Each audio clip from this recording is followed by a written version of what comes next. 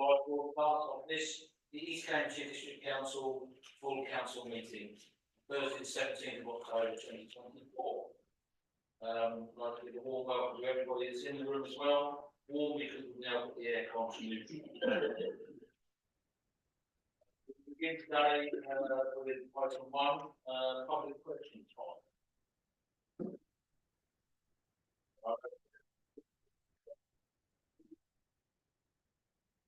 Apologies for absence. If you want to make some apologies for absence, please. Apologies.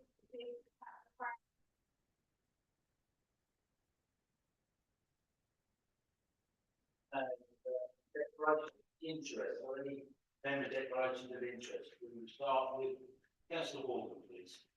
Thank you, Chair. I can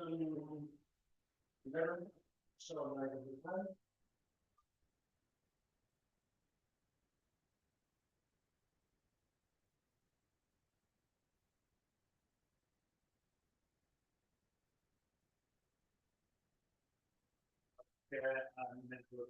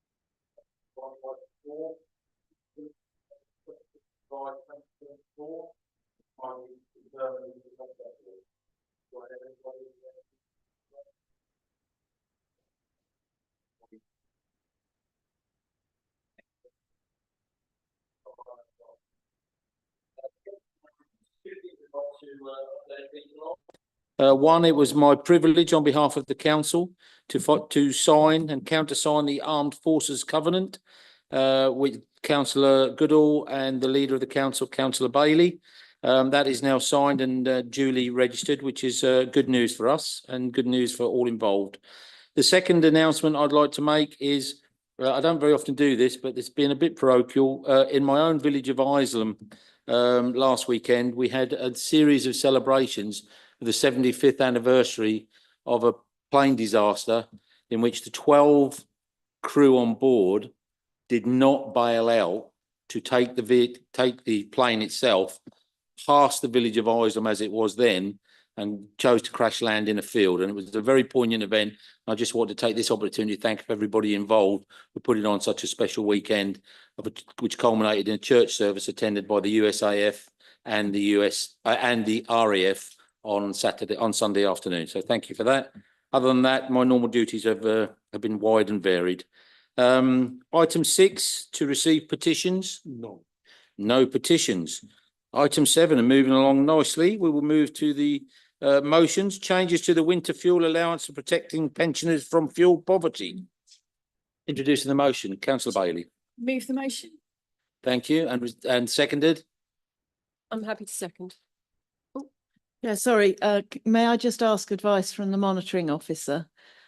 Because when she read out the advice about the winter fuel payments, I have, of course, voted on that at a national level. Am I unable to participate in this debate, or do I need to declare an interest? You may need to recuse yourself. Okay. Okay. Well, thanks for bringing that. It's always right, and I think just as a lesson there, I think it's absolutely right. If you come halfway through the meeting and find that there is a reason which you might want to raise, please then raise it. It's not closed if you don't do it at the start of the meeting. So thank you for doing that, Councillor Kane. So should I leave or can I stay and listen? But obviously not take part in the vote. Thank you. I was going to say, can you take part in the debate? No. Okay. Thank you for the advice. Thank you, Councillor Kane. Right. So back to councillor Bailey to introduce the motion. Thank you very much, Chair, and I will make it relatively short. And I know and hope that all members of this council will share our concern about the particular group of older people that will be hit hardest by the government's recent policy decision to end universal winter fuel payments. Pensioners who are on an income of just £218.15 per week are losing their winter fuel payment this winter because they're not eligible for pension credit. And that's an annual income of just over £11,000 for a single pensioner, which is less than 1/3 of the average national wage at £35,000 and obviously significantly below the living wage. And of course, there are thousands of others across the country, the county and our district that, despite the best efforts of councils locally, just simply won't apply for pension credit, even though they're eligible. They will just go without, they'll make do, they'll just leave the heating off. And we know that, you know, the effects of that can be devastating. And here in East Cambridgeshire, there are 16,658 pensioners affected by this change. And across Cambridgeshire and Peterborough, that figure is 138,176. And of course, heating costs are on the rise again. The energy price cap's been raised by £150.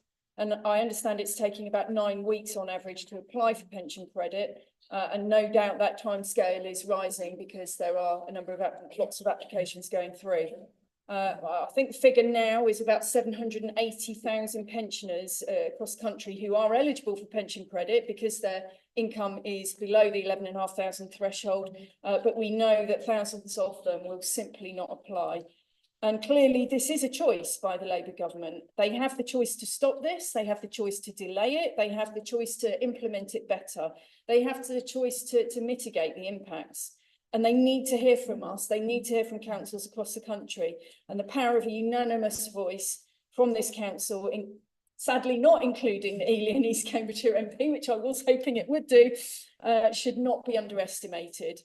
The government could write to those 780,000 people individually. It could set up a fast-track telephone application service for pension credit. It could link the payment to those who are already in receipt of attendance allowance, for example.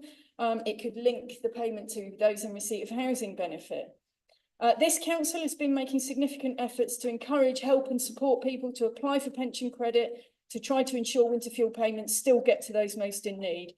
So I hope, Chairman, that all members will support this motion asking government to review the decision and to take urgent steps to ensure that vulnerable pensioners, particularly those who do not claim pension credit, are protected from fuel poverty this winter. Thank you, councillor Bailey. Open it up to debate. Anybody want to speak on the subject? Lucius Vellacott. Thank you, Chair. Good evening, everyone. I believe we have government to give people, amongst other reasons, somewhere to turn for a hand when they need it. And I'm a big advocate of the hand up, not the hand out, because I believe government should help people to help themselves wherever they can. But it's not healthy to constrain oneself to a hard and fast rule. The obvious exception must be to give dignity and security to those who've done this for their whole lives and who should not be expected to do so any longer. I want to personally thank Councillor Kane for voting with the Conservatives in the House to this effect. New government has, amongst other things, caused an international humiliation of this nation, but it's also managed to pit us against each other at home as well. They've come into government promising nothing and achieving somehow less. And there are so many better ways to revolutionise the economy than make an insignificant saving on a significant benefit. It's staggeringly irresponsible and tone deaf, and I know our residents fear the budget this month. But in the face of this, we need to show our resolve for residents, as Councillor Bailey has said. We need to show that no matter what those people in Whitehall may try, we will look after our people's lives. The motion does that by ensuring that pension credit applications and contributing to the national campaign to keep the winter fuel allowance are at the heart of this council's objectives. And when I think of my own grandma, her and my granddad having worked and paid tax their whole lives and overcome many challenges over many decades, it's not right that their country thanks them by making her retirement uncertain, and it's not right that their district council should stand by. This motion reflects the fact that we can only take a small action in our position, but it's sure as hell the right one. So I back it entirely. Thank you. Thank you, councillor. Any more speakers on the matter? Councillor Dupre. Thank you, Chair. There's widespread agreement across the country that the government's decision to restrict the winter fuel payment to pensioners in the way it proposes is wrong and should be reconsidered. 10 million pensioners nationally will lose out, including 2 million of the least well off and 1.6 million disabled pensioners. And as many as 1 in 3 pensioners don't claim the pension credit they are entitled to, losing out on as much as £186 a month for their household and now facing the loss of their fuel allowance too. I'm proud that our local member of parliament, although she's not allowed to participate in this debate today, has voted against this proposal in the House of Commons. It's as wrong now as it was when it appeared in the Conservative Party's 2017 general election manifesto, on which the party opposite campaigned. The crux of this motion is in the 4 resolutions. A local awareness campaign is vital and is already underway from many sources, including the County Council. However, awareness itself is insufficient. Many potential pension credit claimants will need to be identified household by household, using data already available to local authorities and contacted individually. I know South Cambridgeshire is doing a superb job on this, using their software called Lift to identify those households through multi-layering data and using that to pinpoint people whom they need to approach. The answers I've received today to questions I've asked about what's available in this authority suggests that we are not doing that, or at least not doing that in the same way. And I would say to members opposite, we need to contact these people one by one. Just putting an advert online or even in a newspaper or putting a leaflet in with another publication isn't going to cut it. These people need to be contacted individually, and you can use your data to find them. Please do. Encouraging local efforts to promote pension credit uptake is also important, and would be much easier if this administration had not closed down the Citizens Advice Service in Ely several years ago. Local organisations will be keen to help. I've spoken to some in my division who are very keen to help, and they would benefit from clarity from the council about the structures to support them in this. It's also worth observing that some of the stigma the motion rightly refers to when it comes to claiming benefits originates in the rhetoric used by some politicians. Those in political life, particularly at national level, should be very careful not to condemn or stigmatise those who need to rely on benefits and add to the pressure on too many people not to claim their entitlement. And we would very much encourage the party opposite to apply as much concern to the plight of local children thrust into poverty through the cruel application of the 2-child benefit cap, as we all do to the situation facing pensioners. Writing to the Chancellor of the Exchequer urging a review would mean joining the large number of authorities, organisations and individuals already drawing the government's attention to the worrying consequences of the government's decision. I'm not confident that this will be successful in changing the government's mind, but it should at least be attempted.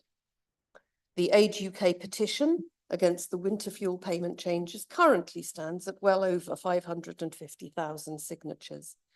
The opportunity to sign this is already open to everyone and needs no invitation from this council. I would encourage as many people as possible to join me and members of my group who have already signed the petition. Thank you, Chair. Mike wasn't. Thank you, Councillor Dupre. Would anybody else wish to speak on the subject? Okay, in that case, I will go to the seconder, which is Councillor Hoffer. Thank you, Chair. An ex-president of the United States once said, if you have a philosophy, it generally pushes you in one direction or another, but you're willing to engage in discussion and argument. You're open to evidence and you're willing to debate the practical applications of your philosophy. And the problem with ideology is that your mind is already made up. You know all the answers, and evidence is irrelevant, an argument a waste of time. So when the Chancellor appointed as one of her special advisors, Sir Edward Troop, former head of the Inland Revenue, the removal of the winter fuel allowance for many struggling pensioners was always going to happen. He stated publicly in November 2019 that codger pensioners are an undertaxed generation who've had it ridiculously good. He believes they should be stripped of their free TV licenses and face higher taxes. I have no doubt he will never have to face the heat or eat option that will be faced by many pensioners over the next 4 years, based on the actions of the first 100 days of this government. The onslaught on the most vulnerable in our society will continue. Old age pensioners have no unions and no ability to withhold their labour, and so have no voice and no power. So it's our job to speak up for them and to hold this vindictive government to account. I ask each and every person in this chamber tonight to ensure that no one in our communities falls victim to this callous decision. Often the most vulnerable are often also the most proud and reluctant to ask for help and not able to navigate the complexities of the benefit system. And this is where we can help. I'm often asked why I do this job, and helping people who can't help themselves and whose voices aren't heard, this is why I do this. So please, all of you, go back to your communities and ensure whatever help is available gets to those who are most in need. I'm happy to second this motion. Thank you, councillor Huffer. So we'll go back to the proposer, councillor Bailey. Thank you, councillor, for seconding it. That was a passionate speech. I'm really sorry that the members opposite have decided to drag party politics into this, kicking and screaming. It may well have been in the Conservative Party manifesto in 2017, but of course we took the carefully considered decision not to implement it. And I do recall Labour at that time and subsequently, shouting vehemently that it was the wrong thing to do. But here we are, sadly. I'm also sorry that Councillor du Preez talks about us as though we're separate. We are one council. We are all council members. She talks about how you can use your data as though it's, only in the realms of the administration. This is our council. That is not the case, Councillor du Preez. There is absolutely no reason. You're nodding and shaking your head, but there is no reason why you can't put forward ideas to officers. You are a councillor in this organisation. We all contribute ideas to the running of the organisation, and you seriously think, through you, Chair, that we wouldn't listen to ideas for trying to identify these people and write to them? It's just complete nonsense. So I'm very sad that she's put it in those terms, and of course she blames this administration for closing down the CAB. Nothing could be further from the truth. We supported the CAB for years on end. We continue to provide them with free of charge officers, which is a significant benefit worth some £30,000 a year. They chose to close themselves down. And when we brought the services that they were providing in-house, we cut out an enormous amount of duplication that was going on, because what we found when we looked at it closely was that they were referring their clients to us, and there was massive duplication, and it was just slowing down the ability for everybody to get answers to their queries and their problems. We certainly didn't close them down. We did everything that we could to support them. It's also now, because of the way this has been played out, incumbent on me to mention what happened yesterday at the Combined Authority, where I put a similar motion, but where I deliberately took the wording from South Cambridgeshire District Council, who worked together to have a cross-party motion between the Liberal Democrats and Conservatives that was unanimously supported. And I put that motion to the Combined Authority yesterday, and unfortunately the Liberal Democrat Party took part in completely and utterly butchering it and turning it into a party political attack. So it's really unfortunate that this very serious matter has been taken in that way, and I'm sorry that the leader of the Liberal Democrat group opposite can't agree to this in the spirit that it was intended. And I really hope that we would just get a positive debate and positive actions. And I take on board what she's said, and we will certainly investigate with officers how we can try to identify the right individuals and the right households around this. And it would have been nice if she'd, perhaps put that suggestion forward. She apparently has massive foresight and knew about it a very long time ago, Chair. Okay, thank you. We're going to move to the vote on this then, please. Not sure we've got 100% unanimity on this, so we better go by show of hands. All those in favour of the motion? Okay, with the exception of somebody that's not allowed to vote, that does appear to be unanimous, and we know that it was anyway. So thank you very much for that. We will take it as that. So I'll just double check. There was nobody that was against or abstaining, was there? I thought I saw every hand up. Thank you very much. We'll move on to motion B then. C toilets. This has been proposed by Councillor Holtzman and I believe seconded by Councillor Dupre. Councillor Holtzman, would you like to, are you indeed proposing this? I am. And Councillor Dupre, I assume you're going to second and hold your right to speak? Thank you very much. So back to you, Councillor Holtzman, to introduce this, please. Well, I think, and this is obviously a slightly more light-hearted topic after what we've just been through, but hopefully also one where we can make a difference. I think we can all agree that we shouldn't have poo in our rivers. It's just not a good thing. Now, we can't fix our water companies, even though we probably all would like to, but we can make a difference locally. In many of the UK's rivers, it is already forbidden to empty your boat's toilet right over the side, loo roll and all included.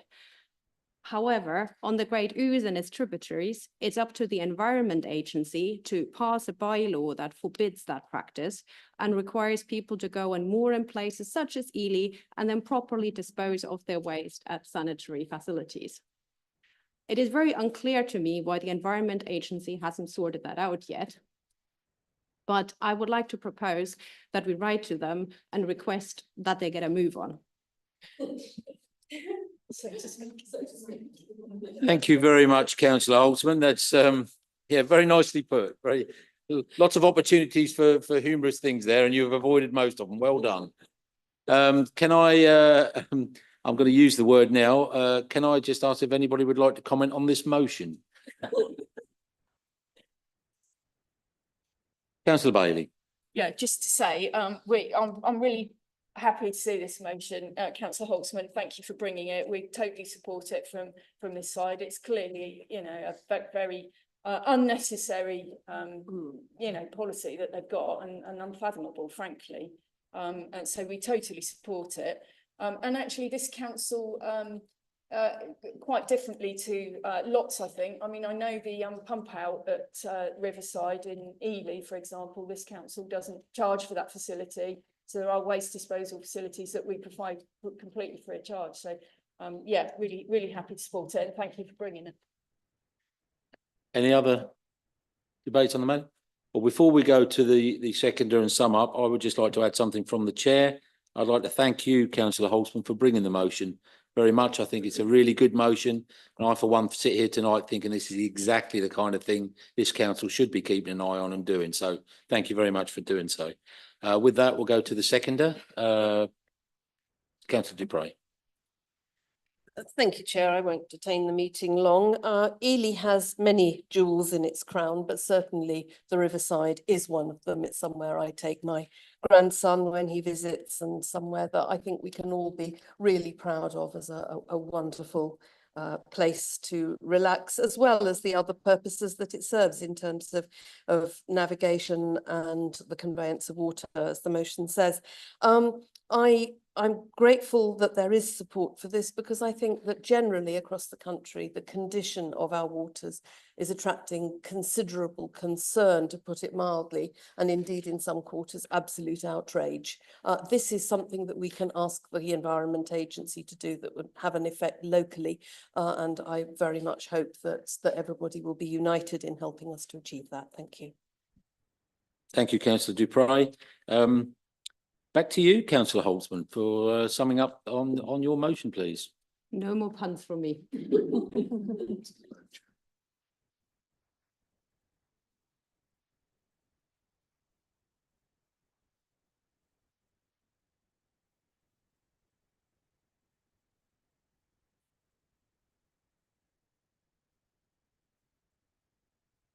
Okay, we're going to move to item 8, which is to answer questions from members. And we have 5 questions which are taken in the order that they are received. The first question is from Councillor Vellacott to the leader, Councillor Bailey. So Councillor Vellacott, please. Thank you, Chairman. The youth unemployment rate is rising from 13% in 2023 to 14.2% in the same time this year. The youth economic inactivity rate is also rising across the country, now at 41.2%, 26% of whom are not in full-time education, which is the highest since records began. And in East Cambridgeshire, the overall unemployment rate is 3.5% and 18.2% inactivity rate. I consider that this council has a duty to help young people into work if they're unemployed or economically inactive and not in full-time education, caring, or otherwise unable to work. Young people who are able to work learn very important life skills such as financial management, perseverance, people skills, and very much more. But from my experience and many of those my age, it also provides a sense of purpose and motivation, which is essential when transitioning into adult life. But young people are still struggling. They've told us via our youth engagement strategy about difficulties arising largely from the pandemic, one of the effects of which is that it is more difficult to get a job and retain a job or obtain work-related skills at first. So what is the council doing to engage with relevant partners, and what action is it taking itself to promote local apprenticeships, employment, work experience and skills training for young people across the district?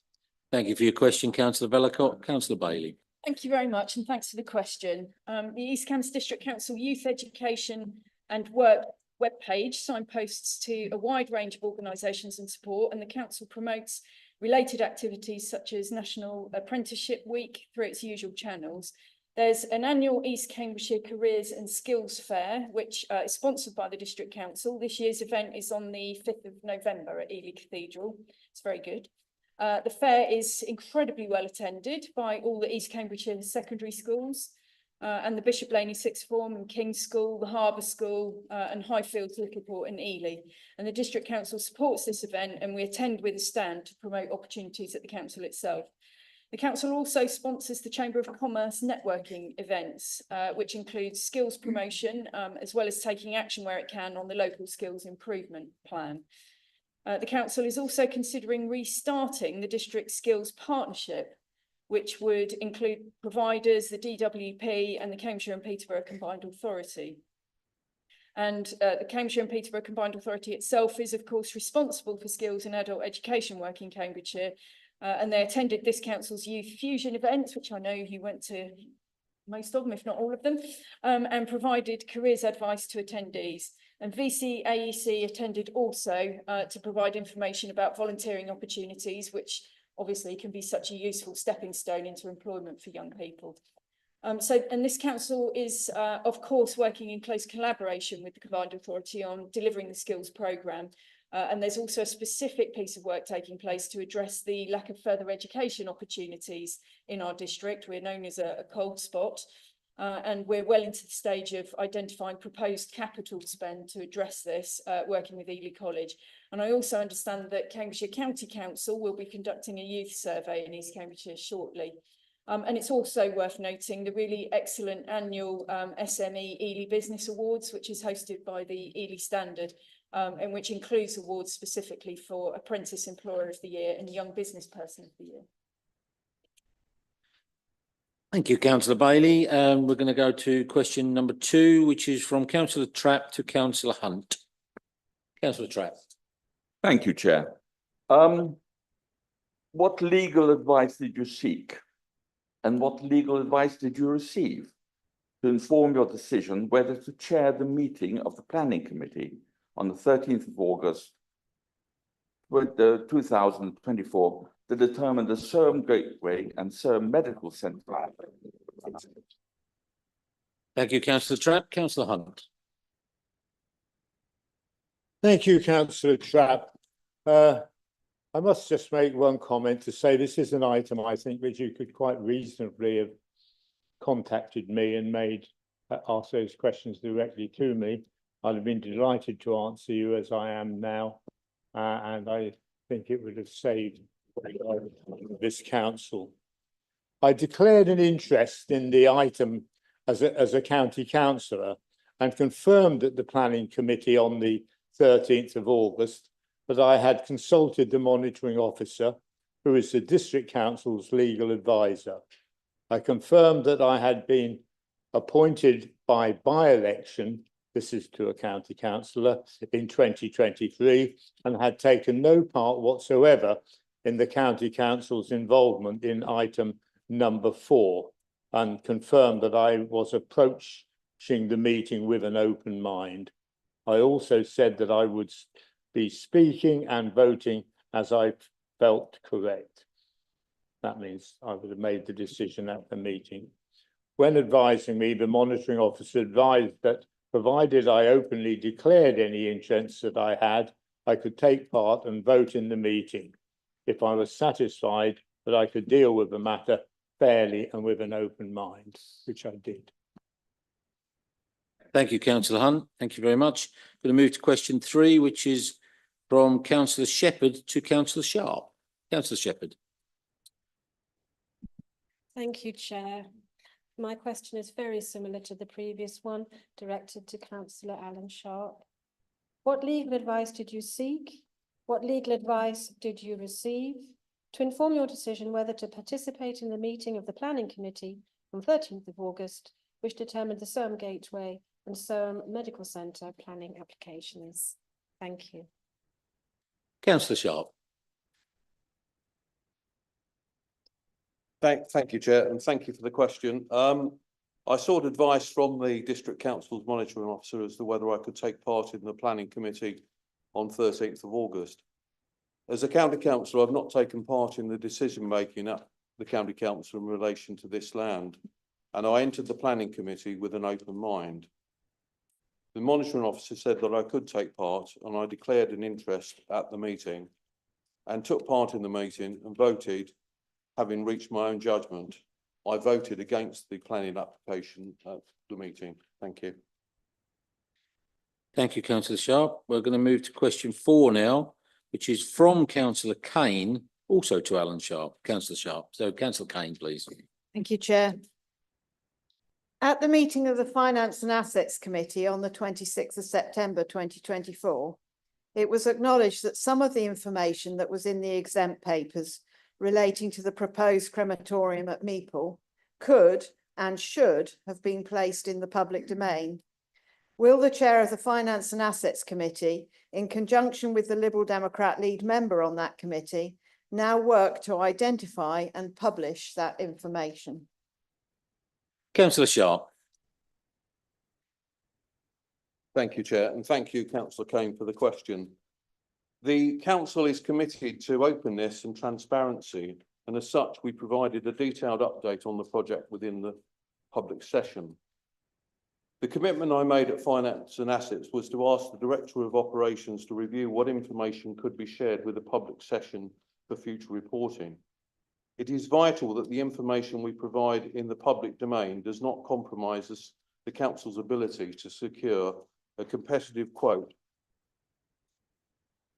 from the market for the build of the bereavement centre, and I will take advice from officers and the professionals we have brought on board to lead the project about what information should remain confidential to ensure that we secure value for money for residents of East Cambridgeshire. I understand the public interest in the project, and I'm keen to provide the public with as much information as possible as the project progresses. The project team need to ensure that the release of any project detail, including elements not related to the commercials of the scheme, do not compromise the project during the tender process or during the build or during the future management of the bereavement centre. Much of the risk, financial or operational aspects are interrelated, and disaggregating the information to ensure it remains meaningful to the public may not be straightforward and could potentially be misleading. Therefore, as agreed, the Director of Operations has already committed to take professional advice from the team about what information could be placed in the public domain without compromising the council's financial position. Thank you. Thank you, councillor Sharp. We'll move to question 5, which is a question from councillor Colbert to councillor Dupre. Thank you, Chairman. What legal advice, councillor Dupre, did you seek, and what legal advice did you receive to inform your decision whether to participate in the meeting of the Planning Committee on the 13th of August last, which determined the Soham Gateway and Soham Medical Centre planning applications. Thank you, councillor Colbert. Councillor Dupre. Thank you, Chair, and thank you, councillor Colbert, for your question. On the evening of Tuesday, the 6th of August, I emailed the monitoring officer of Cambridgeshire County Council as follows. I'm a substitute member on the planning committee of East Cambridgeshire District Council and have been asked to substitute for the meeting on 13th of August, which will consider the Soham Gateway development. Could you please advise me on my position in this matter and whether, as a county council member and a member of Strategy, Resources and Performance and Assets and Procurement, it is appropriate for me to sit on the District Council Planning Committee to determine this application? The monitoring officer responded to me the following morning, again as follows. Assets and Procurement Committee hold the shareholder function for this land, and this land being the applicant, and obviously Strategy, Resources and Performance Committee have a vested interest in the success of the company through the medium-term financial plan. So I think that it would be sensible not to participate in the decision at East Cambridgeshire District Council. Thank you. And I did not participate. Thank you. That concludes the questions from and to members. Going to move to item 9, schedule of items recommended from committees and other member bodies. 9.1 is the licensing committee, which is the gambling policy consultation. I understand councillor Huffer, you ought to propose this. I'm happy to propose, Chair. And do you have a seconder? Councillor Horgan, you're going to second this. Happy to second, Chair. Thank you. And we reserve your right. Thank you. Okay, would you like to put the motion, put the matter? Right, Sense of sharp. Sure. Sorry. I have very little to say on this matter. It was unanimously agreed at the licensing committee. It is really basically just a changing of wording within the act. Thank you, Chair. Thank you. If you're happy to that, anybody wish to debate the matter? I'm not seeing any volunteers to debate. So councillor Horgan, you have the opportunity to speak on it if you wish. I echo the sentiments of councillor Huffer. Thank you. Back to you, councillor Huffer, to wrap up on this extensive matter. Very little else to say, I'm afraid, Chair. Okay, can I take this as still being unanimous across the toe of the board, please? Thank you very much. We'll assume that is a unanimous thing. Thank you. Going to move on to Operational Services Committee, 23rd of September. The Waste and Street Cleansing Service proposals. And again, I think it's councillor Huffer that you're going to propose this. Happy to propose, Chair. And do you have a seconder? Councillor Trapp, you're going to second this, are you? I'll accept your first answer. Thank you very much. And you're going to reserve your right to speak at the moment? Yes, okay, thank you. Councillor Huffer, what would you like to say on this? Thank you, Chair. I'm pleased to recommend this item for approval to the council. The waste and street cleansing service and delivery models were unanimously approved at operational service in September, following the working party's recommendations. And I'd just like to highlight a few of bring to the council's attention a few of the key benefits that this scheme will bring. Black wheelie bins are going to be introduced. Free green and blue bins, extra bins will be introduced. Removing the annual charge for an additional green bin will deliver a totally free service for all residents. Food caddies with a year's worth of liners and a comprehensive comms campaign to make sure there is a smooth introduction to the service. The service is going to be a perfect balance between what our residents need, the requirements of the Environment Act, and I recommend this to council with a huge sense of pride. I'd also like to thank the absent members of the Working Party, Councillor Inskip and Councillor Pettit, and an extraordinary group of officers who worked incredibly hard over a very short period of time to get this done. It's a fantastic proposal. It covers everything that we need, and I think we can be truly proud of the new service going forward. Thank you, Chair. Councillor Trapp, would you like to, I do apologise, I'm sure we've got a raft of speakers on this. Is there anybody who would like to speak on it? Councillor Bailey. Very briefly, Chair. Yes, I just wanted to really say that, you know, our aim with all of this was always two things. Providing a fantastic service to residents, keeping the free green waste, extending it out even further, so that we're taking away charges for additional bins. So it was about a brilliant service to residents, but it was also about prioritising our recycling rate. And I really think, East Cam's residents are fantastic recyclers. They're incredibly enthusiastic. They are delivering a recycling rate that is in the top 20 of any council area in the country, which is just completely brilliant. And I think with these changes, we can really, really try and hit that top spot, which would be amazing. Because I wanted just to, I'm saying this a lot everywhere I go at the moment. Every single time something goes in your black residual waste, it is going to be buried in the ground, which is just a problem for future generations. And it's a horrible thing when you think about it like that. My New Year's resolution is going to be making absolutely sure that I always struggle with my toothpaste tube. I never know where it goes. So I'm going to make sure that I track down every single item and know which bin that it goes in. And I'm going to think really hard every single time I put anything in my black bin, because, it's going into landfill, which is truly horrible.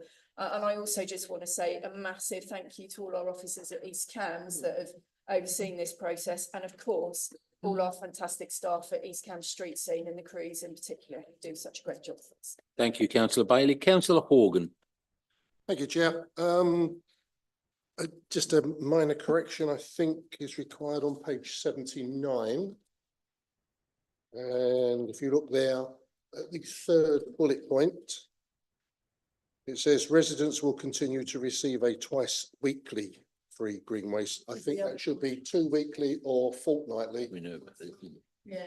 Otherwise, we'll get people wondering why their bin's not being collected twice every week. Okay, so the winner of the raffle is councillor Horgan, who spotted the deliberate mistake. Well done, sir. Yeah.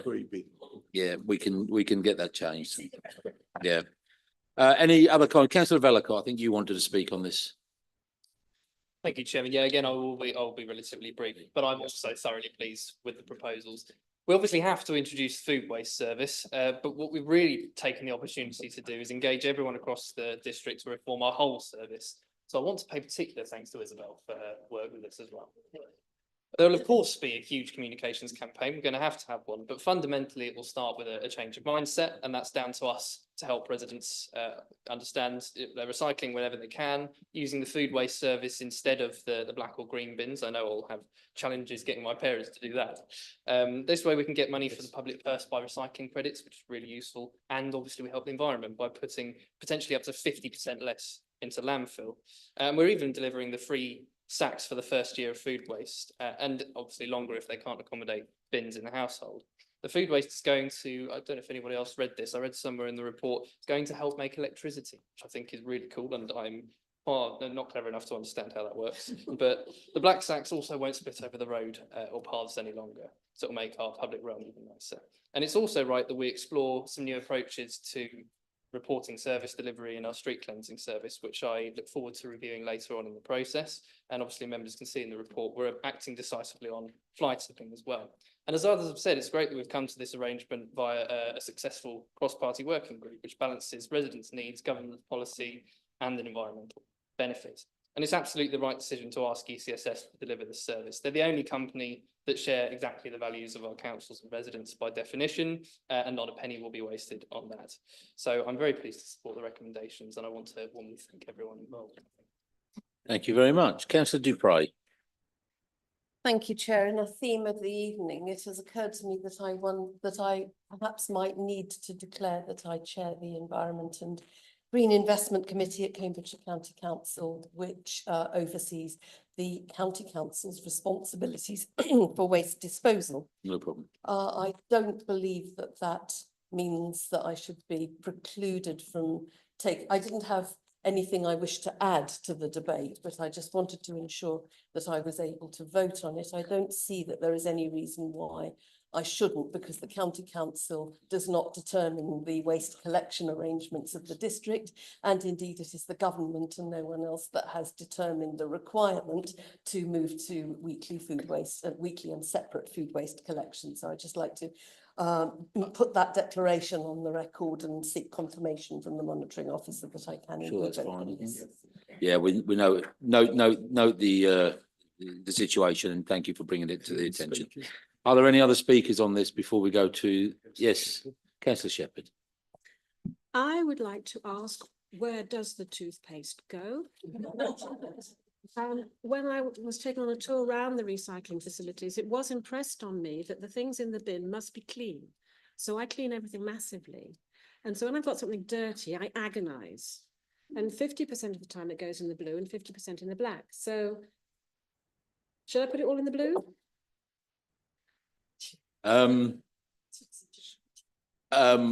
The consensus of opinion is residual, but I think what I would ask, and I think is probably the right thing to do, that there will be quite an extensive communications on this. Yeah. And I think these kind of example details of that which should be coming out, because I think toothpaste is a great example, but I think there are probably 50 other things we could all come up with that make us right. Mine would be takeaway boxes.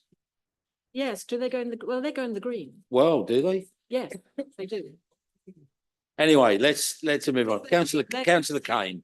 It's a sort of point of information, but unless it's been removed, the officers have a very useful A to Z of waste on the website where you can look it up and it'll tell you which bin to put it in. Thank you very much, councillor Kane. Why didn't you nudge me with that one? Right, thank you very much. I didn't see any other speakers. Right, okay, thank you very much. So in that case, we go to the seconder, councillor Trapp. I apologise. I'll tell you, I'll put my glasses on. I didn't see your hand. No, come to you in a second, councillor. Please hold. I'm really sorry to be pedantic about this, but if we're now at the details of the toothpaste, you can actually go to terracycle.com, download a free shipping label, and then you can send them toothpaste tubes, caps, toothbrushes, toothpaste cartons, and floss containers. I think we've made more strides in the last 30 seconds, didn't you? That's excellent news. Thank you. But this is the bit I'm really looking forward to. Councillor Trapp. I'm jolly glad that we're not in the House of Commons, where I probably hear cries of rubbish, rubbish, rubbish. Very good, very good. I have spoken about this to parish councils in my ward. I've alerted them to this is happening, and they've all actually been mainly positive.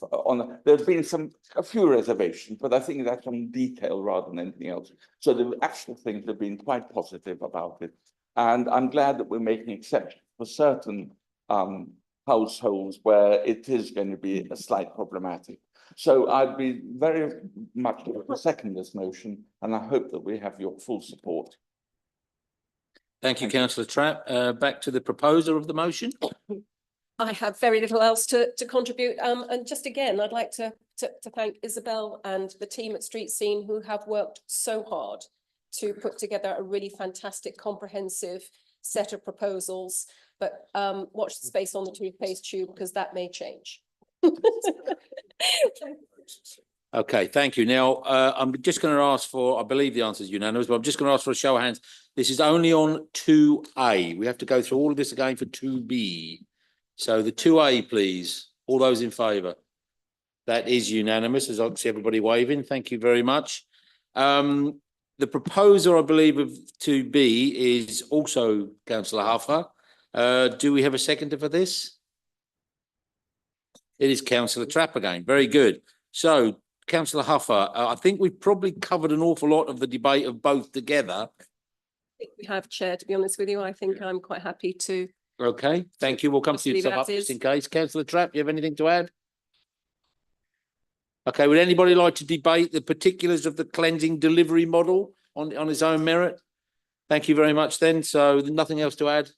No, that's fine then. So all those in favour? That's wonderful. Across party acceptance and universally accepted. Well done. Thank you very much. We're going to move towards number 10 now, which is the local plan. And we've got Richard with us tonight, who's going to give us an introduction and overview. Richard, thank you for joining us tonight. Thank you, Chair. So yes, I'm Richard Kay, Strategic Planning Manager for the Council. So Chair, the options for members tonight are actually quite narrow for this item. In effect, it is either a simple yes or no decision whether we should start a new local plan. However, I appreciate that deciding whether to start a new local plan is obviously a very big decision to take. It's a decision which, over time, will genuinely go on to affect all our residents, our communities, our businesses. It's also not just for people, it's about how it will help and protect the natural environment, and even how this council will help respond to mitigate and adapt to climate change. I suppose it can even help how we collect and recycle our waste, but I won't go back to the previous item. The recommendation today to you councillors is that we do start a new local plan. We do start that process of preparing a new local plan. And within your paper, particularly from paragraph 4.2 onwards, is a summary of the sort of issues that were thought about, considered in reaching that recommendation to you today. Whilst agreeing to commence and ultimately adopt a local plan is a matter reserved for full council alone, a further recommendation in your paper is that we set up a member working group to help steer that process over the 2 or 3 years it takes to prepare that local plan.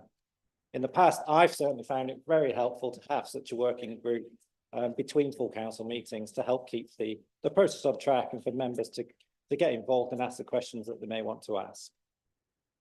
So, Chair, as I said, the decision to reach, hopefully reach today is somewhat a simple binary choice. Should we or shouldn't we start a new local plan? But of course, we shouldn't underestimate the implications of that decision. Thank you. Thank you very much, Richard. We need a proposer for this. Yes, happy to. Councillor Bailey, and do you have a seconder? I'm happy to second, Chair. Okay, back to you, Councillor Bailey, to open up. Thank you very much, and I want to thank Richard for, as ever, his brilliantly written report. It's a complex subject, and he has a way of writing that makes it very simple and straightforward, actually. Members will recall that we'd always intended to begin our new local plan around this time. Of course, we had hoped to be starting the process of developing our new local plan in possession of government guidance on the new style local plan making, which was due to be released around now. Unfortunately, for more than one reason, this has now been pushed back to summer or autumn of 2025, and that's at the earliest, so it could well be beyond that date. Of course, we've always worked hard in this authority and done everything within our power to maintain our 5-year land supply status. This is critically important to us here and our communities and our district to ensure that development happens in the locations that we set out in our local plan and are accompanied by the necessary infrastructure. And loss of 5-year land supply can result in, or does generally result in, unplanned development, is very unpopular with our communities and is poor at delivering the necessary accompanying infrastructure and often the required level of affordable housing. And of course, this council has been massively and positively contributing to housing growth numbers in the UK. We've been delivering at an unprecedented rate for the last couple of years. To put our performance into context, nationally, the previous 300,000 target figure, the new government's recently increased that to 370,000, but that would the 300,000 figure would represent 1% growth. And in fact, that target's been missed with around 100, I think it's around 160,000 new homes being delivered. But locally here in East Cambridgeshire, we've been delivering at just under 2% growth rate for the last 2 years.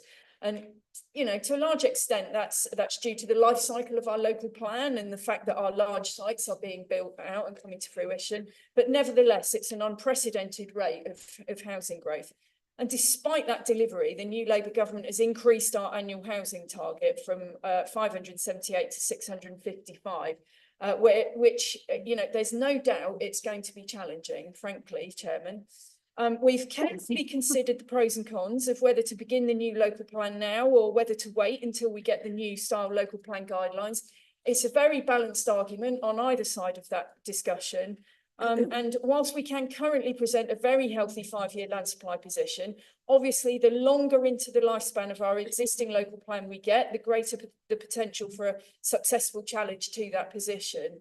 And the further we get into the development of a new local plan, the more weight it will gain as it goes through the process, and the more it will help support our 5-year land supply position. So starting now would see us going to examination by December 2026, which is the deadline that government has set. And so given the uncertainty of the date for the new style local plans, and the desire to do all we can to protect our 5-year land supply position, Chairman, we feel on balance that it's better to get going now. We've obviously planned for the costs in our budget and our medium-term financial strategy, and we are capable of starting. And so I'm therefore pleased to propose the recommendations as set out in the paper. Thank you to Richard for his work on it. Just to notify that our members of the working group will be Councillor Martin Goodall, Councillor Julia Huffer and Councillor Alan Sharp, Chairman. Thank you very much, Councillor Bailey. Open up for debate then. Anybody want to talk on this? No hands going up? Councillor Vellacott. Thank you, Chairman. Evidently, we have a difficult decision to take here, but it is a decision we've largely been forced into by government. Now, before the opposition come for me, let me just say it is usually the most responsible thing to satisfy the known unknowns, namely the new guidelines that Councillor Bailey mentioned before embarking on a new policy. But the government's planning reforms increasingly risk leaving local areas ignored. We need to act now, because housing is inevitable, as we all know. So therefore, we need to be able to control how and where it is built through our local communities. Delaying the new local plan now risks the loss of our 5-year housing land supply. Our residents would rightly never forgive us if we didn't do everything in our power now to prevent speculative development. It has hurt places like Wicken in my patch, badly in need of infrastructure, receiving only blocks of large and inconsiderately designed houses because we didn't have a local plan to back them up. Consider for a moment, colleagues, why development is necessary. For me, it's the only meaningful way to generate infrastructure for our towns and villages. In the right places, high quality development can be integrated very well into our communities. That is why we have to ensure it is high quality. That's the benefit of having a reliable local plan. And by embarking on a new one now, we will face some short-term pain. Everyone's going to be honest about that, in terms of recruiting staff largely, but we will do that for long-term gain in that they will understand the system we're working with. And the uncertainty of the new system depends on the whim of a government which has routinely demonstrated its scandalous indifference to the needs of rural areas. But there's little point in my complaining, because we have to play the cards we've been dealt. We have to ensure that development in East Cambridgeshire is governed by the people of East Cambridgeshire in line with their needs. So to avoid speculative development and meet the government's admittedly very, very challenging targets in the most sustainable way, embarking on an old style local plan as soon as possible is a difficult but the most sensible course of action. It's a proactive approach which will safeguard our district as best we can under the limitations of what can only be described as a tone deaf. Councillor Dupre. Thank you, Chair. I'm not alone in my group, I think, in looking at this item on the agenda paper when I received it and thinking, not before time. We have asked for this every year for the last 2 years at least, and probably more. This council now has the oldest local plan in Cambridgeshire, apart from Fenland, I believe. And we really should have been getting on with this for some time now. So I'm pleased that finally this is on the table, and I'm looking forward to seeing what transpires, because my goodness, we need it. Our group has always said that we would prefer to have a proper committee to look at the local plan, because it is so significant. A committee that combines looking at local planning strategy with climate change and environmental and biodiversity issues and nature recovery and water management. That to us seems to be a committee where a lot of really good work could be done and where those interrelated themes could be dealt with together. So our preference is not for a working group, but it's what's on the table, because our proposal for a proper committee with proper status was not accepted, and I believe it would not be tonight if we proposed it.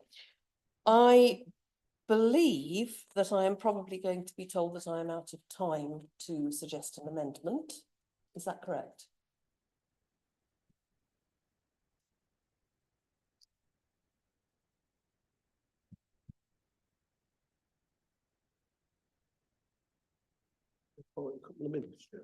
Sorry, it was a straightforward question.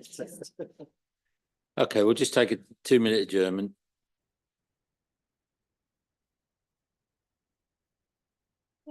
Make an amendment. Make a suggested amendment. Thank you, Chair. Very pleased to hear that I can make an amendment, and it is actually an amendment to the second recommendation, which probably has an implication to the third. The point is that the proposal is being made that we have a 5-member working group. The administration does not have a majority on this council. That is the first point. It has 14 members out of 28. And the view of our group is therefore that it should have precisely half of the members on the working group. That is not unique to this. We have had other working groups and working parties which other members have participated in on this authority, which have had 6 members, 3 from the Conservative group and 3 from the Liberal Democrat group. There was a Constitution working group which had that arrangement, which I believe you were heavily involved in, Chair. And there was also a bus cycle walk working group, which did a lot of work and also had 3 members from each side. So I would like to propose an amendment to the recommendations so that instead of in the form as set out at Appendix 2, it adds at the end with 6 members of the council on the group, 3 from each of the 2 political groups. Okay, thank you for that. 2 things to say on that. I will need a seconder for the amendment. I've got hands going up all over the place. I did see Councillor Trapp's hand first. No, so I will take Councillor Trapp as being the seconder for the amendment. So that's in. I do want to say that the working group is a proposer. It's not the definitive answer, is it? So I just want to make sure that we're all 100% aware of what we're voting on here. It's not the decision maker. It is the ideas and the proposers. So, okay, on the amendment then, Councillor Trapp, would you like to speak to it, or reserve your right? Okay, is there anybody that would like to speak on the proposed amendment? May I seek very brief advice from the monitoring officer? Are working groups subject to the local government committees and political groups regulations of 1990? So are there any speakers on the matter? We're talking about for the proposed amendment. Councillor Bailey. Yeah, thank you, Chairman. Very briefly, I mean, my view is that we are the administration and I believe we're comfortable with the proposals that we've tabled. Okay, Councillor Kane and then Councillor Holt. The local plan will impact on this district for a very long period of time. We have a tradition in this council with working groups of having them an even number and having half of each party so that, because as we've heard, they are not the decision makers, they are the thinkers, the idea bringers. We heard earlier on from Councillor Bailey how much she wanted all of us as councillors to feel part of this council and to feel able to bring our ideas to the table. One of the ways to do that is to make sure that working groups, particularly on something that is going to have such significance for this district into the future, has an even number of the party members on it. Thank you, Councillor Holtzman. I think we have a history of having working parties that actually have done really amazing work and have managed to get to a consensus and come out with really good advice. And often, as we can see with the Waste Working Party, the results that they've suggested been unanimously adopted by the whole council, and I think have been a great political success for ECDC overall. So I think if we think about this in not a political party dimension, then surely having a 6th person on the committee that can bring ideas and contribute to the debate would be a valuable addition. And I think we all agree that all the working group does is make a recommendation that then will be properly discussed and find scrutiny. And therefore, I would like this to see as an opportunity to get as wide a spectrum of opinions and advice as possible. Okay, Councillor Vellacott. Thank you, Chair. I shall be brief. Of course, we completely welcome cross-party engagement, but I think I note what Councillor Kane has said. She would expect, should her group be in administration, to have control if she needed it after that cross-party engagement, because we were elected as the administration to put this local plan forward. So I'm happy with the 3-2 members. Can I see anybody else that wants to speak on this matter? Okay, in that case, we'll go back to councillor Trapp as the seconder. Thank you. Probably over quota at the moment. I have your speech supply has been exceeded. Actually, I originally asked to speak about this because I was going to actually make the same comment, that actually the working group, and as you remember, Chair, you were also on the working group for Constitution, worked very well. There was 3 and 3. We had a divergence of opinion sometimes, but we made unanimous decisions, I think, in the end. And I think this is quite correct that we should be, because it is affecting the whole of this district for some time. We should have some input from more or less across the thing. We're almost equal, and I think we should be having this as a not as a right. Obviously, we don't have rights, but it should be actually on the basis of equal things. Yeah, particularly since we're so close. So I think, and also it is not, it's only making suggestions, it's only proposing something which is then to be debated by this full council. So I don't think there's any harm there in actually trying to reduce numbers. Thank you. Okay, thank you, councillor Trapp. We go straight to the vote on the amendment now. There's no summing up because the proposer has spoken, and because it's an amendment, you don't get to sum up. Which is what I'm being told. So we're voting on the amendment. Of course you can. Yeah. Tell me when you're ready, please, officers.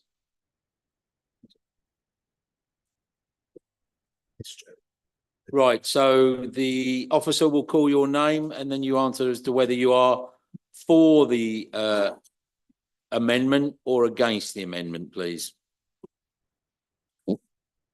Right. When I call out your name, can you let me know whether you're for, against or abstaining? Councillor Chika Akinwale. For. Councillor Christine Ambrose Smith. Against. Councillor Anna Bailey. Against. Councillor Ian Bovingdon. Against. Councillor Charlotte Kane. For. Councillor Christine Colbert. For. Councillor Lorna Dupre. For. Councillor Lavinia Edwards. Against. Councillor Mark Goldsack. Against. Councillor Martin Goodall. Against. Councillor Catherine Holtzman. For. Councillor Keith Horgan. Against. Councillor Julia Huffer. Against. Councillor Bill Hunt. Councillor David Miller. Against. Councillor Kelly Pettit. Against. Councillor Alan Sharp. Against. Councillor Caroline Shepherd. For. Councillor John Trapp.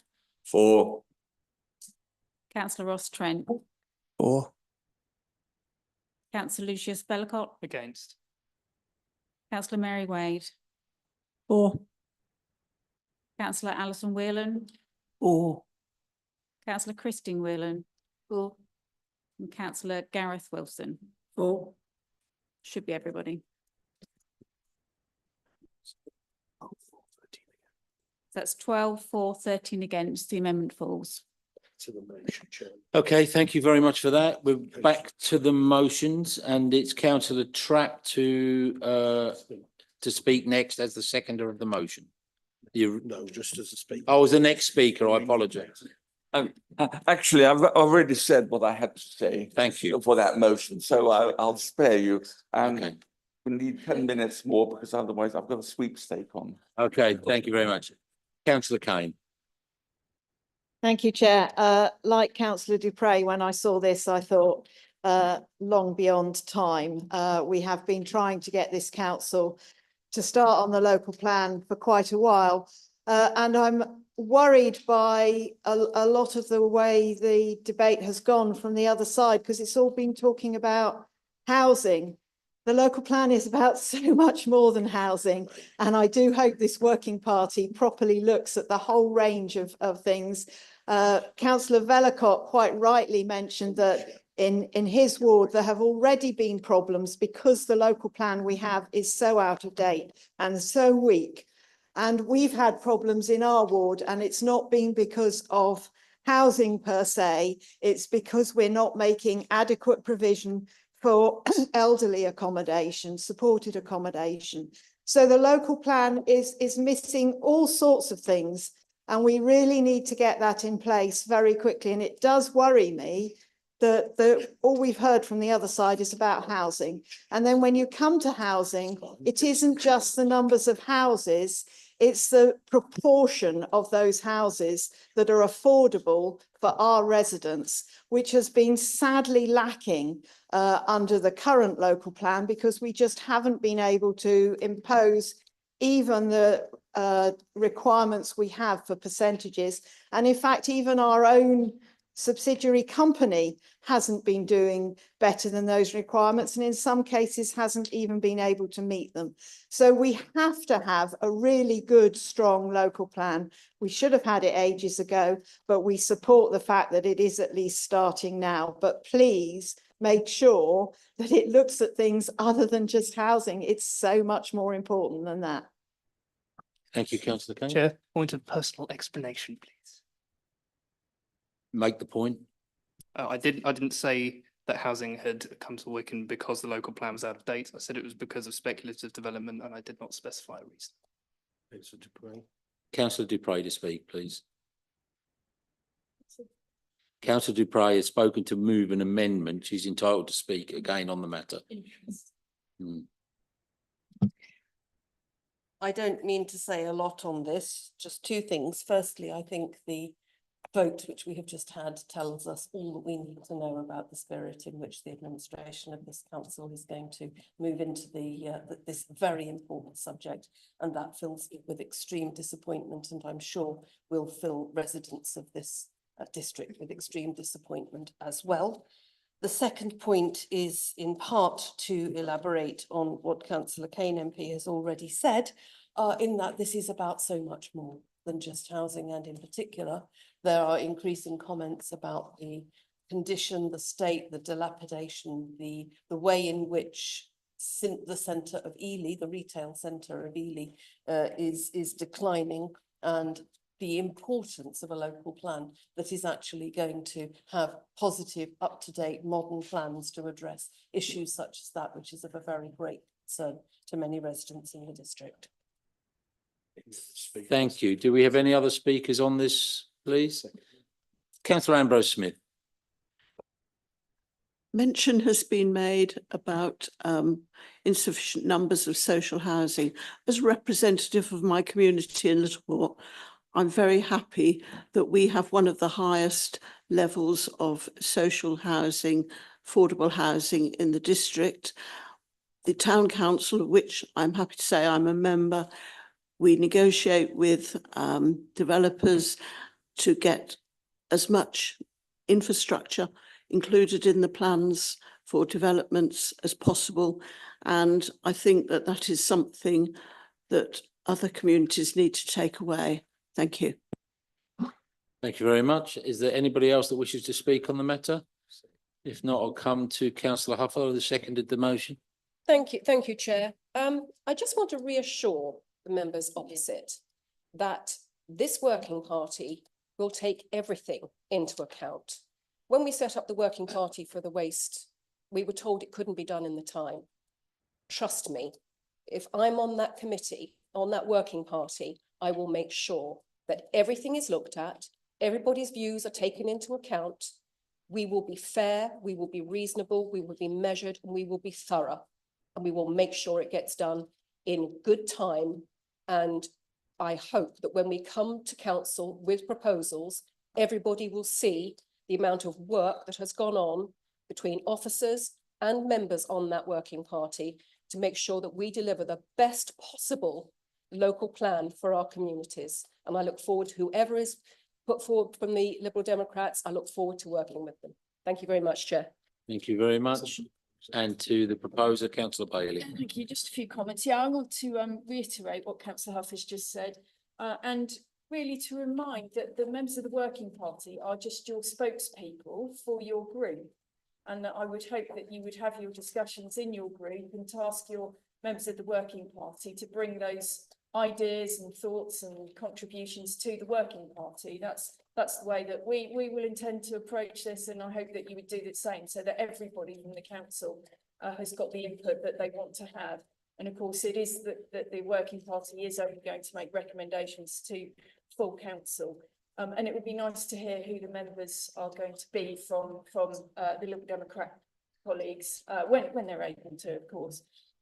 I do want to just say a few words about our decision not to embark on a local plan 2 years ago, whenever it was that the Liberal Democrats seemed to demand it. We knew at that time that there was New Style local plan coming forward. We had taken steps in 2023 to update our local plan to make sure that policy growth 2, I think it is, was bang up to date, and that has stood us in good stead.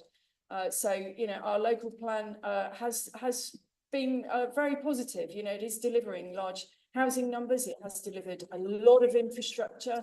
The fact that we became a SIL charging authority was the best decision we've ever taken, raised £35 million since we became a SIL charging authority, and we've paid and delivered a lot of infrastructure on the back of that. So it's been a very positive local plan. It wasn't perfect. We wanted to update it. The National Planning Inspector had different ideas. So, you know, of course, I want everybody to feel like they've had an input.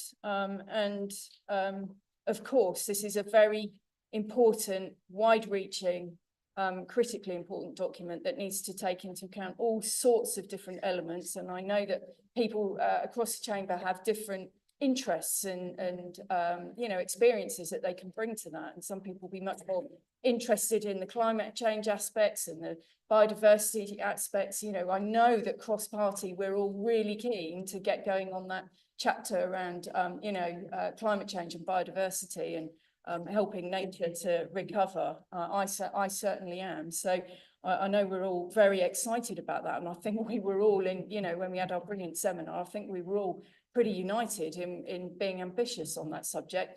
Unfortunately, it sounds like the Labour government, it doesn't match that level of ambition, which I know will probably disappoint us all, but we will see what we can do. We'll do what we can. So, you know, I'm excited to get started on this, Chairman, and I hope, you know, I extend the invitation that this is about all councillors feeling like they've taken part, and the way to do that is through the representatives on the working party and, of course, at full council. Okay, thank you. We're going to go to the vote then on this. All those in favour? I believe that's unanimous.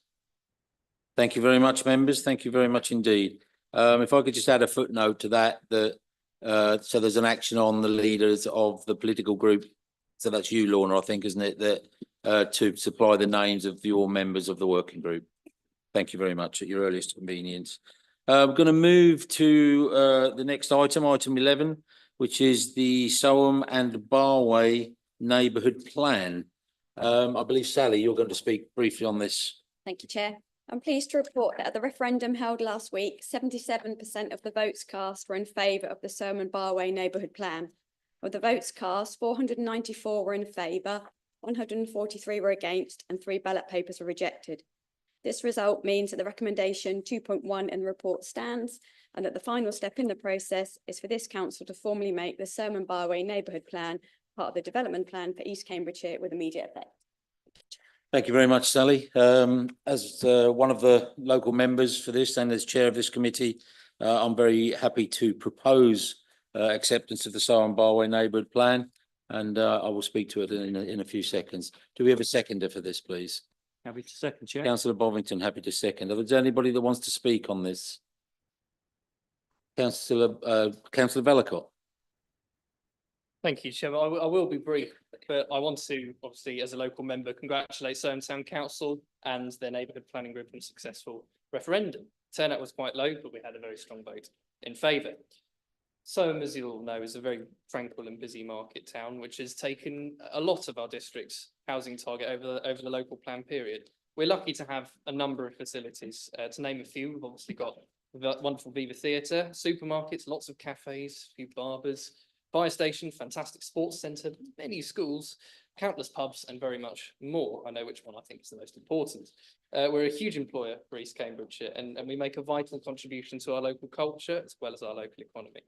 And it's very important to me that, as it is to all of us in this chamber, that development carries the requisite infrastructure alongside it and meets the demands of local people. So that's why I'm so strongly in favour of this plan. And there's a lot to protect in Soham too, especially St Andrew's Church, our gorgeous common lands as well. I want all development to respect these integral parts of our identity. And Soham truly is the only place I've lived with such a sense of community.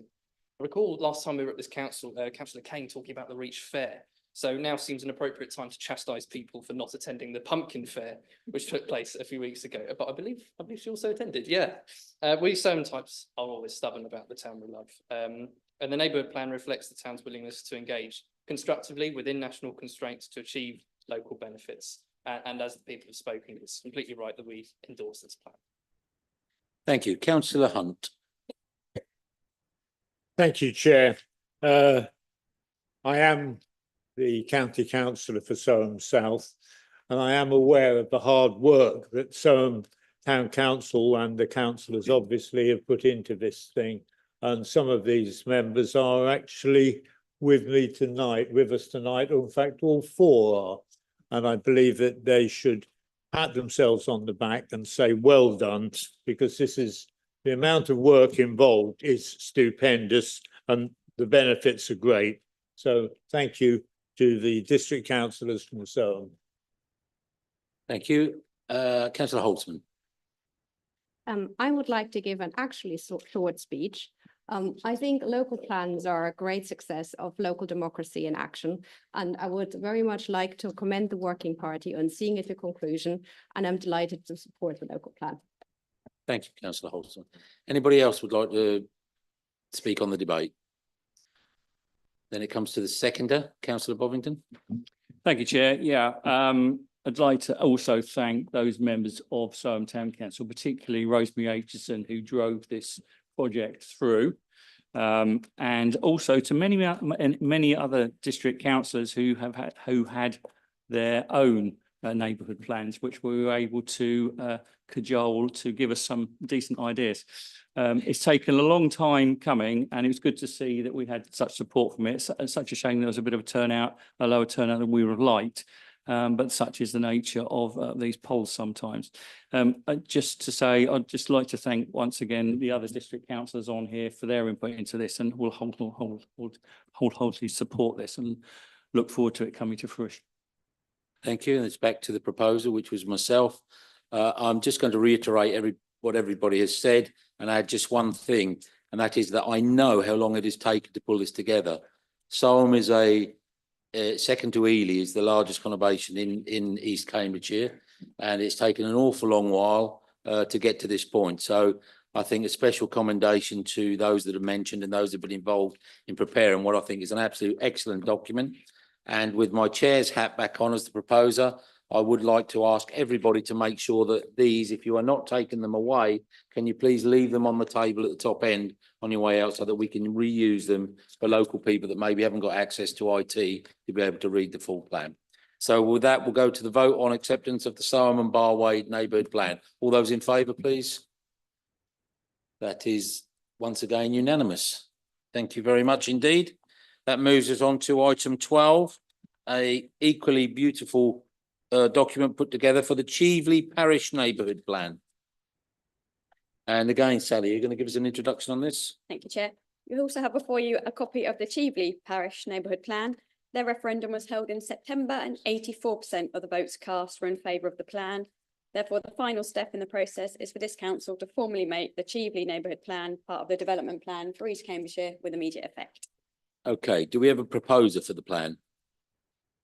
That's me, you're right, that is me, from the chair, no, it was agreed from the chair. I got muddled up with the proposer and seconder there, and the secretary for the plan. Yes, Chairman, happy to say. Oh, you were volunteering to second it, were you?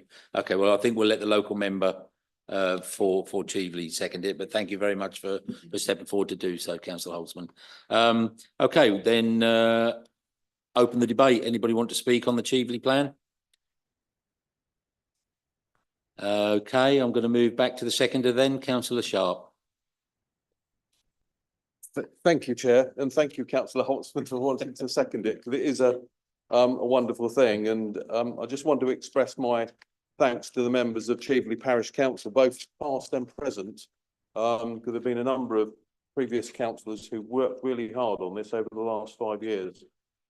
Again, like it was 11% turnout. Don't remember off the top of my head what Soham one was, but it's sad it was only 11%, but it was supported by over 80% of the residents. So, and it will help protect the village from unwanted development whilst promoting good development. Cheveley Parish Council are a forward-thinking council in welcoming development where it works, such as a current brownfield development of 22 homes, which is actually being built at the moment. And the parish council did really get involved with the developer in terms of trying to bring it to the way that would work with the village. This is the first neighbourhood plan that has been made in my division, so I'm very proud of that, and it's the biggest village of my ward, sorry. So I'm absolutely delighted to second the making of the Cheveley neighbourhood plan, and hopefully everybody will support it. Thank you. Thank you. I haven't got much to add. All I'm going to say is, of the neighbourhood plans we've seen so far, this would be my winner for best use of photographs. I think this was absolutely amazingly captured Cheveley, which I would say for those that are in the north or other areas and that don't frequent Cheveley very often, it's given you a very, very good reflection of what a beautiful place Cheveley is. So I commend everybody involved in the report and would ask people to vote in favour of accepting the Cheveley Parish Neighbourhood Plan. All those in favour, please. Once again, that's a unanimous acceptance, and that goes with the other one. If we could have the plan back, please, if you don't want it, if you leave them on the pile in the top table when we leave tonight, I'd be most grateful. Thank you very much, and congratulations to both those councils for all the good work that they've put in. That moves us to item 13, the Cambridge and Peterborough Combined Authority Update Report. It's extensive and in your notes. Is there anybody that would like to ask a question of our representatives of a matter that is in the report? We have no questions, so I think with that, that reads us to the end of the meeting, and I'm going to put my glasses on to read out that the meeting is closing at 7:28. So